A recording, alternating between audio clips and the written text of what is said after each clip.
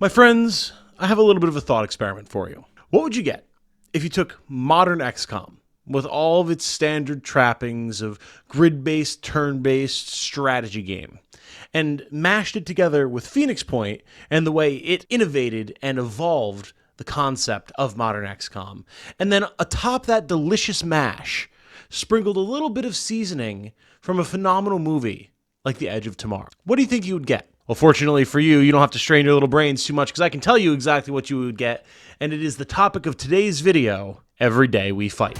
Let me do the honor.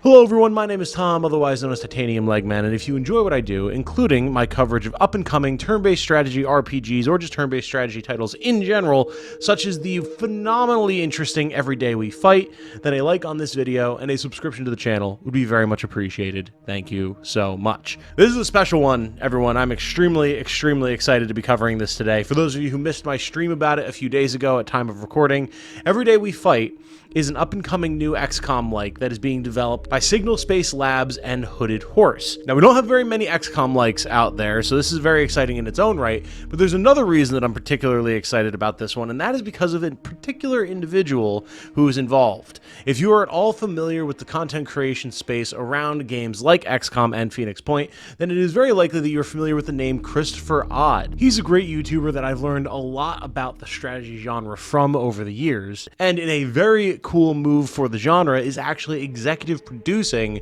on Every Day We Fight, which means that there's going to be some interesting ideas going on here. Today we're going to be covering a demo of the title that I received access to that I believe will potentially be out, or at least some sort of demo will be out, for Steam Next Fest coming up, which should be a very good time. I encourage all of you to go and check it out when you do have the opportunity to do so.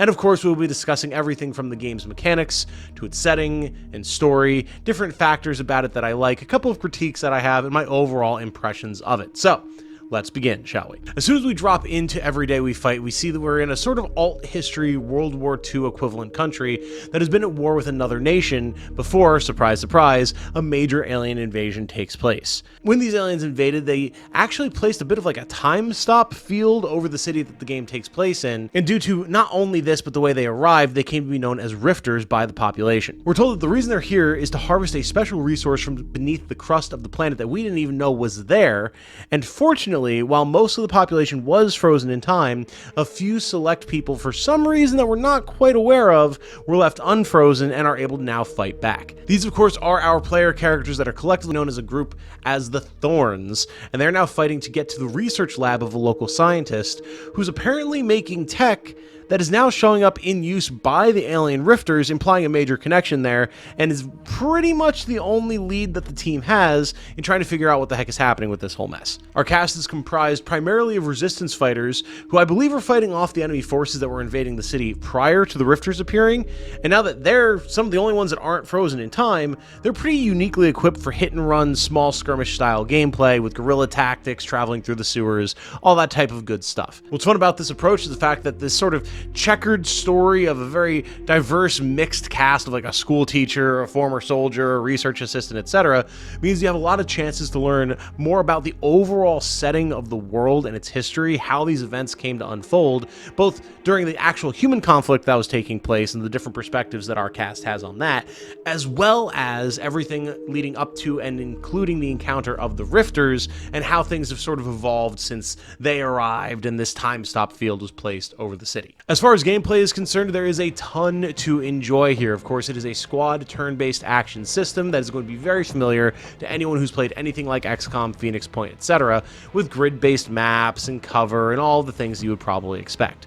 Now, what's interesting here, and one of the biggest selling points of the game for me, is the first-person manual aim firing system that is very reminiscent of Phoenix Point, with some additional tweaks that make things very interesting. Anytime you go to fire, your characters will actually pull up their weapon like you just got launched much into a first-person shooter like a Medal of Honor or something, and you're able to manually aim. You can see where your reticle is going to be, where your shots are sort of likely to land, and then fire when you're ready, and can continue firing so long as your characters have the AP that you need for each shot. Of course, each different weapon is going to have different AP costs per round. Some weapons might only have one shot before you have to reload versus many shots with a lower AP cost. So you have to keep all that type of stuff in mind when you go to fire. Now, what makes this doubly interesting is that the game never just freezes in time to let you aim, right? It's not like in XCOM where you just queue up a shot and then you watch the animation play out and you see if you hit or not. And it's not like Phoenix Point where you decide to shoot and everything sort of freezes and you're able to aim your shot and try to pick off the body parts that you want, right?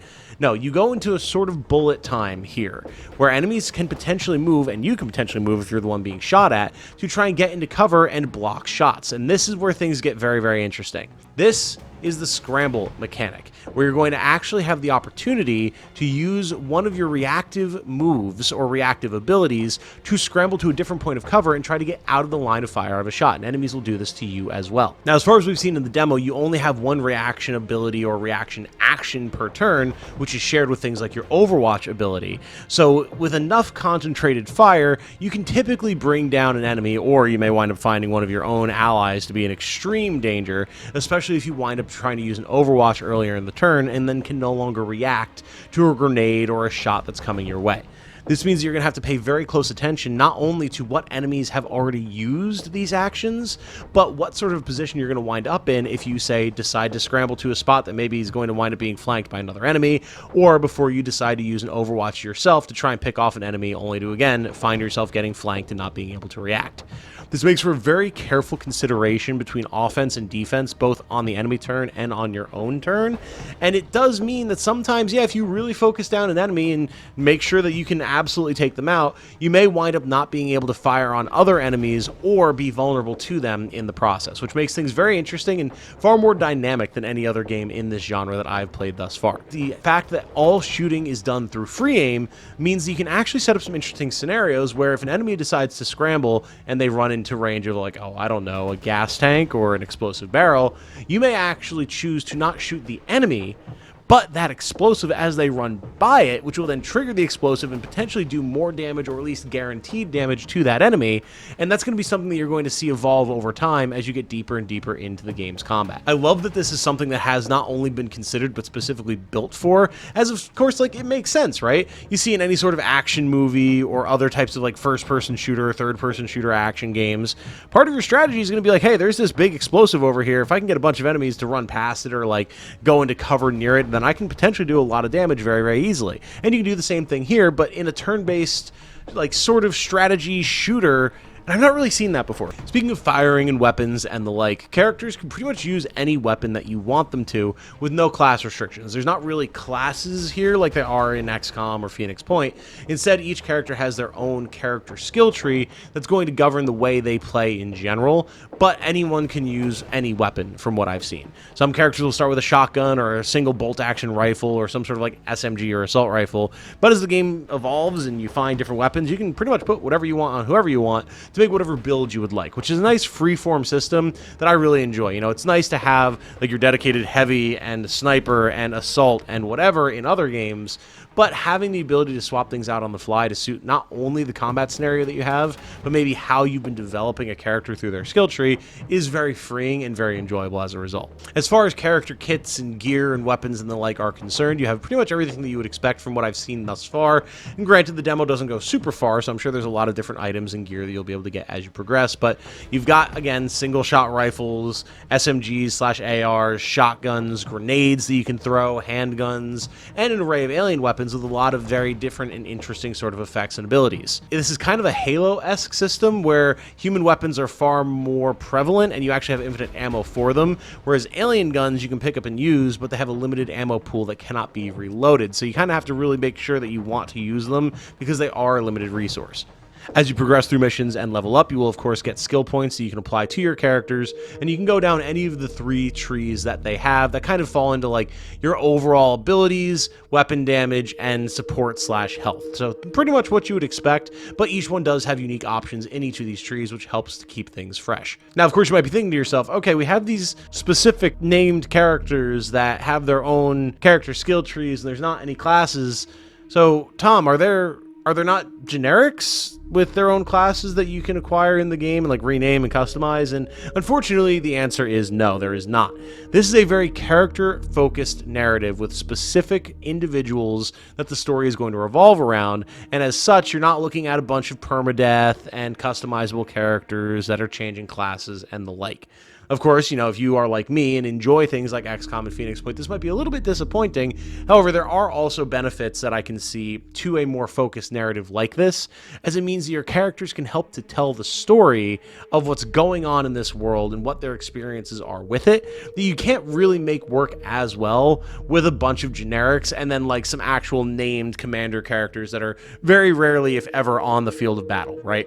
So there are definitely merits here, and I can definitely see as a smaller project from a smaller studio why they would want to go that angle anyway. Speaking of which, one thing that is very notable and very interesting about Every Day We Fight is that the city that the game takes place in is fully explorable in real time. So basically what this means is anytime you leave a fight or enter a fight, those fights take place in specific zones on the world map that are fully designed for them. And there's no loading or no transitioning between these fights. Like, you can just be walking down the street and you do freely control your characters as they walk down the street and explore, only to find yourself facing down a skirmish and get into a battle as you would expect from any other title in the genre. When you're not in battle, you're running through the city, you're kicking open doors, you're exploring blown out apartment complexes, finding scrap that you can use to upgrade weapons, finding mods you can apply to your weapons, finding different lore tidbits, etc., different gear, different guns that you're then going to be able to apply for future fights as you progress, which is super cool. I was really not expecting a system like this in Every Day We Fight, but it lets you feel the war-torn, ravaged nature of the city, while also allowing you to always feel like you're playing and being rewarded for exploring and learning more about this world in the process. Now, of course, I can probably see some of you rolling your eyes as well, like, oh, I'm just gonna walk around and find random glowing spots to pick stuff up. And you are doing that, but it's a little bit more involved. A lot of times you'll be able to see there's a room that has some potentially really cool looking loot in it, but you can't get in because the front door is barricaded, right? And that's where you actually have to find your way around, climb up the different floors, find destructible walls. You can either like shoot a nearby gas tank to blow down or potentially throw a grenade at, which is a resource you will now no longer have for a future fight, so you got to balance that, only to then see, okay, well, this opened up an angle where I can shoot the obstruction or the lock that was keeping that door downstairs closed, so I can do that and then run back downstairs and get in and access this room and get my loot. Like, it's a little bit more involved, and that to me makes it a lot more interesting and actually feels like you're being rewarded for walking around and being observant and doing a little bit of puzzle solving, which again, I would not have expected from a game like this, but it definitely felt really rewarding in the time that I spent with the demo.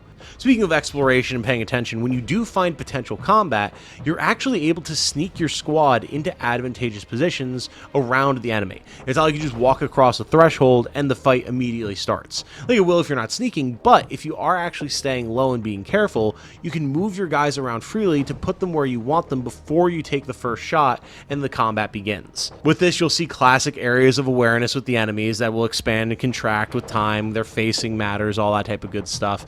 And it really smacks of the sort of first strike alpha strikes that player would set up in XCOM 2, where you could sneak around enemy pods to get into high ground or cover, or maybe even get to an objective early before you set off an alarm or anything, and then trigger your Overwatch traps and blow up a bunch of enemies, which I love. It's very, very interesting while feeling a little less jank than it did in XCOM. Like, you were allowed to do it, but oftentimes you would sometimes feel like you were being punished for it. Here it is 100% intentional. You're not on a timer or anything like that, so long as you're smart and fast on your feet, you can get to these good positions and take advantage of them, which I absolutely adore, and absolutely will be vital, as there are a ton of very scary enemies here. Speaking of enemies, there are a few different varieties that we see here. Basic engineers that have little health and pistols, guardians for them that have a little bit more health and are overall a bit scarier, and then big grenadiers that have big health bars, big shields, and unsurprisingly, can throw grenades at you and have heavy weaponry. All three of these feel very enjoyable to fight thus far. Nothing too out there in terms of like weird design or anything, but again, these are very basic enemies. I'm sure different stuff will show up as you go.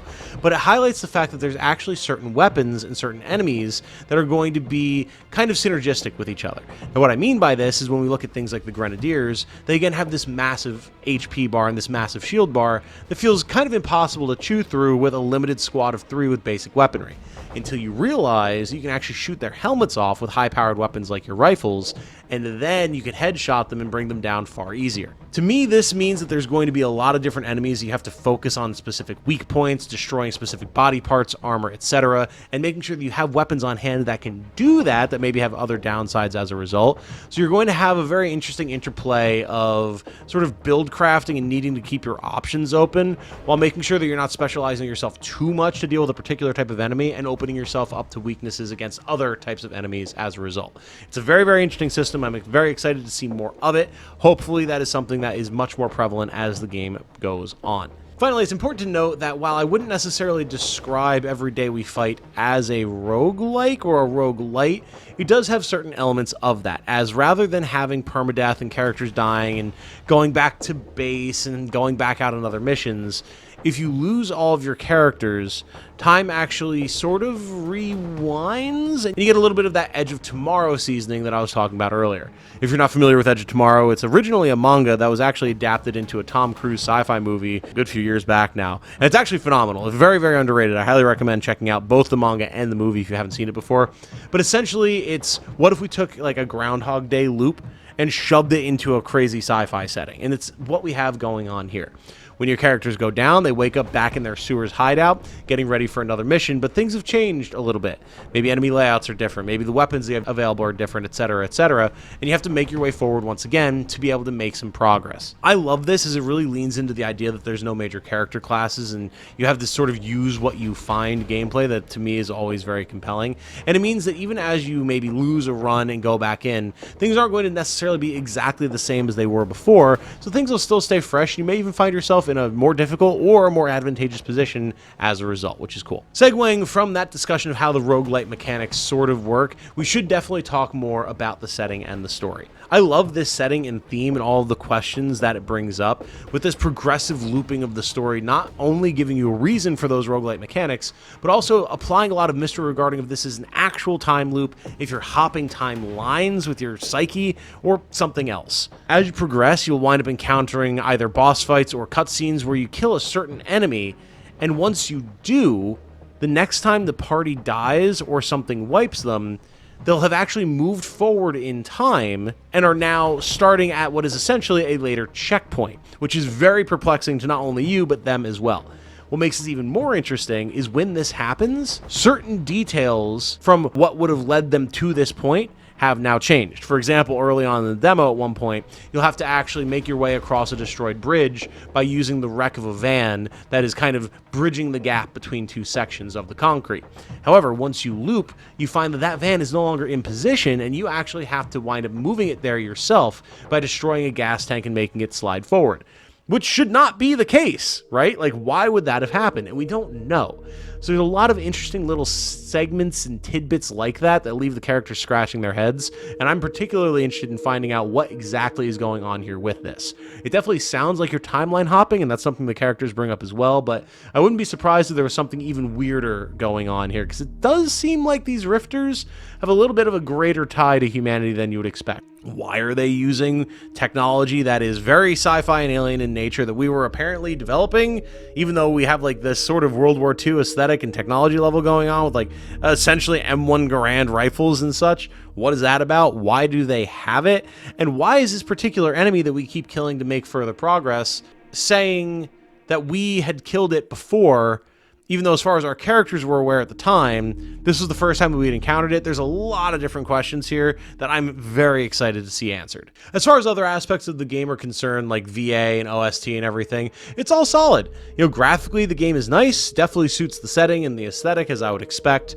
Running around the city and exploring is definitely enjoyable, especially looking for hidden caches and areas and finding little bits of lore that you can then go into the codex and check out. I mean, hell, there's a whole codex that talks about all the different weapons, all the different characters, characters, events that not only led up to these current events, but also like things that we kind of can theorize about, make guesses about regarding these events, which is a ton of fun. The voice acting and OST are perfectly serviceable. They're not my favorite aspects of the game, but it's certainly nothing offensive either. It suits the overall feel of the game as a whole, which makes it perfectly fine. And overall, I just love the world. I love the city. I want to explore every nook, every cranny, find every lore tidbit, read every codex entry, and experience everything that there is to experience here. To say nothing of all the different crazy abilities that you can wind up unlocking to really kit out your character. Of course, I have a couple of minor critiques here, although they're, again, very minor, and most of them are probably resolved just by the fact that this is like an early access demo, and there's plenty of dev time to come before the full release. But I do want to bring them up anyway, especially if you guys wind up getting your hands on a version of the demo like this. There's a little bit of a disconnect between some of the information that's given out by codex entries and lore tidbits, discussing, again, the setting and the characters, and the dialogue from the characters themselves. In particular, there's a little bit of discussion about one of your characters actually being a former soldier of the enemy side, the human faction that was fighting your faction prior to the Rifter invasion, and how he's not really sure how and when and where to reveal that to his compatriots, only for dialogue to come up where it's like, basically they just know, and they're like asking him things like, well, is this something that your people would have done? Or like, oh, what's going to happen if we resolve this? Are you going to go back to fighting us? Or blah, blah, blah. I'm like, well, as far as I knew, they didn't know that he was like a member of the enemy army. So like, that's kind of odd. You know, maybe this is intentional. It could be due to like the whole looping, timeline hopping plot, but it did leave me scratching my head, and I hope to see a little bit of clarification about that as time goes on. I did also have a couple of crashes and bugs, very minor, actually all off stream after I was able to finish the demo because I had a power outage while I was streaming it. But again, this is a demo. The final product will likely smooth all of this over. I'm not too worried about that. And then objective markers and the path to objectives can definitely get a little bit confusing and are a little nebulous. I ran into one point where I had this harmonizer that was apparently going to clear these weird crystalline formations for me, and I couldn't figure out how to do that to get to my objective because it looked like I needed to go right through them to get to my objective, and it was like a major plot point that we now had this thing and could get rid of these crystal formations, only to find out that there's actually a little open door around the corner from where I was trying to get rid of these crystals that I could just go in and get up to my objective. So it was like, oh, that's a little weird. A little bit of extra clarification and modifications to the way the game shows you where you're trying to go would be nice. Although, of course, the exploration aspect of the game means it probably isn't that big of a deal anyway. So, you know, big shrug if it doesn't wind up happening. Overall, I really, really enjoyed my time with Every Day We Fight. It's coming along great. This is the first time I've had the chance to actually play it for myself, although I've been keeping an eye on it ever since it first got announced. And I'm really excited to see what the final product is going to be here. There's really not enough titles capitalizing on the success of the XCOM formula. And we had Phoenix Point, which had its issues, but I still think was a very strong entry that unfortunately kind of went under the radar a little bit. We have this new Star Wars XCOM-like that's coming out next year, which is very exciting. We have Every Day We Fight, and then there's a couple others out there as well, but it's overall not a very well fleshed out genre.